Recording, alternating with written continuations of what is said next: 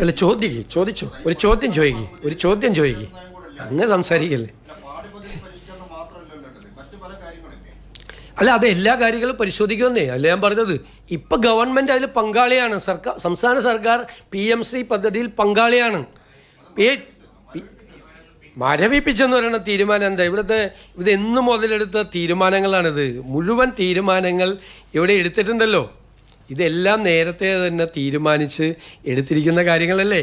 ഇവിടുത്തെ ഫിനാൻസിൻ്റെ അനുമതിയോടുകൂടി എല്ലാ തീരുമാനങ്ങളും എടുത്തുകൊണ്ടാണ് ഇത് ചെയ്തിരിക്കുന്നത്. 2024 തീരുമാനം എടുത്തിട്ടുണ്ട് ഇത് സംബന്ധിച്ച്. 2024 അതടക്കമുള്ള തീരുമാനങ്ങൾ എടുത്തിട്ടുണ്ട്. കഴിഞ്ഞ ഗവൺമെൻറ്റാണ് ഒപ്പുവെച്ചത്, ഞങ്ങളെല്ലാം ഒപ്പുവെച്ചത്. ഇപ്പോൾ ഗവൺമെൻറ്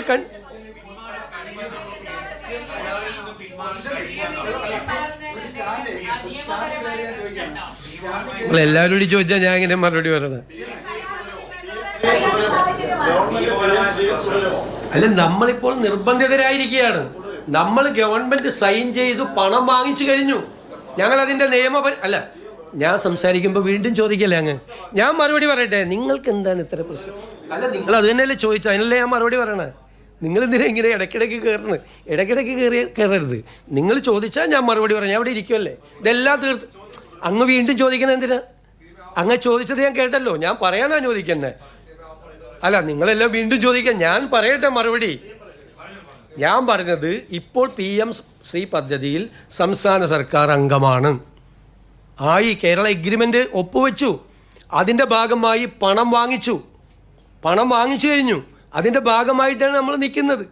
നമ്മളിതിനെ സംസ്ഥാന സർക്കാരിനെ ബാധിക്കാത്ത തരത്തിൽ വിദ്യാഭ്യാസ വിഷയത്തിൽ നമുക്കുള്ള ആ വിദ്യാഭ്യാസപരമായ അവകാശങ്ങൾ, സർക്കാരിനുള്ള അവകാശങ്ങൾ ബലി കഴിക്കാതെ എന്തു ചെയ്യാൻ പറ്റുമെന്നുള്ളതാണ് ഞങ്ങൾ ആലോചിക്കുന്നതിനെ. അതല്ലേ ഞങ്ങൾക്ക് ആലോചിക്കാൻ പറ്റുള്ളൂ. വേറെ ചോദിക്കും. അല്ലല്ലേ പദ്ധതിയിൽ നമ്മൾ തുടരാൻ നമ്മൾ നിർബന്ധിതരാണ്. കാരണം ഓൾറെഡി എഗ്രിമെൻ്റ് വെച്ചു. അതിൻ്റെ ലീഗൽ സ്റ്റേറ്റസ് എന്താണ്? നമ്മൾ നിർബന്ധിതരായിരിക്കുകയാണ്.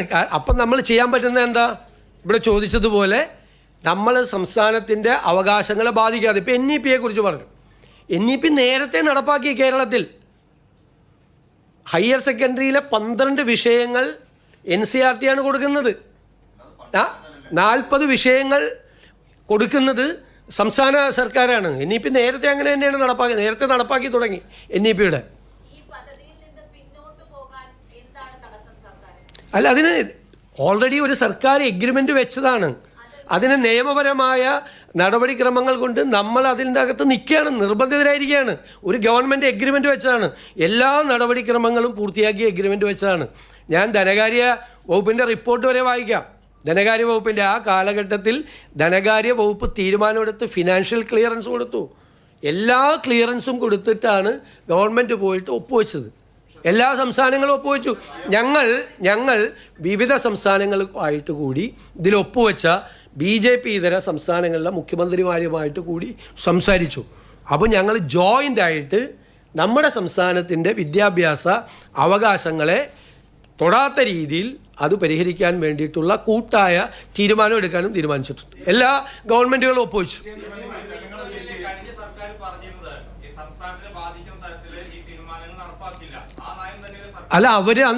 അവരെന്താ പറഞ്ഞിരുന്നത്? അവർ ഒരു കാരണവശാലും ഒപ്പുവെക്കില്ല എന്നാണ് തുടർച്ചയായിട്ട് പറഞ്ഞിരുന്നത്. ഒപ്പുവെക്കില്ല എന്ന്. ഞങ്ങളെന്തിനാ എതിർത്തത്? നിങ്ങൾ അന്നത്തെ എൻ്റെ മറുപടി കേട്ടു നോക്ക്.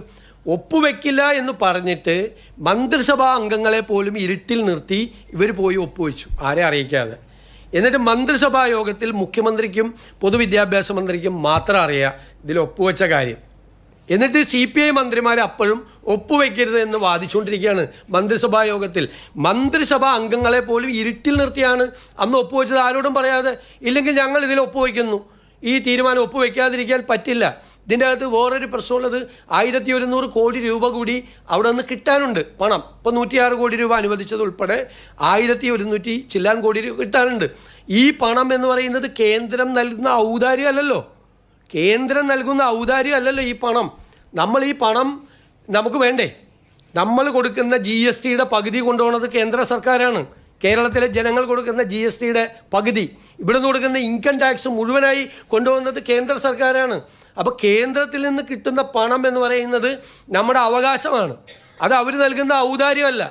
ഒരു കാരണവശാലും ഒരു വർഗീയ അജണ്ടയോ ഒരു കമ്മ്യൂണൽ അജണ്ടയോ നടപ്പാക്കാൻ സമ്മതിക്കാതെ കരിക്കുലത്തിന് പൂർണ്ണമായ സ്വാതന്ത്ര്യത്തോടു കൂടിയേ നമ്മൾ ചെയ്യുള്ളൂ.